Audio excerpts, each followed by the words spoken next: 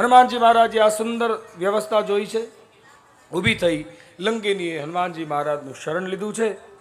બ્રહ્માજી આપેલા વરદાન અનુસાર લંકિની યાદ કરવા લાગી કે બ્રહ્માજીએ મને જ્યારે આ લંકાનગરીનું નિર્માણ કર્યું એ લંકાની સાથે મને પણ આ લંકાના દ્વારે સુરક્ષાની વ્યવસ્થા માટે મૂકી હતી.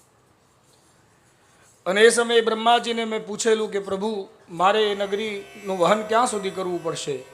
તો કીધું કે નગરીમાં વસતા બધા નિશાચરો જે અસુરો છે એનો નાશ ત્યારે થશે, કોઈ વાનર આવશે અને વાનર તને પછાડશે એટલે સમજવું કે લંકાનો નાશ હવે આરંભ થઈ ગયો. આજે વરદાન વળી પાછું પુષ્ટ થયું છે, યાદ આવ્યું છે.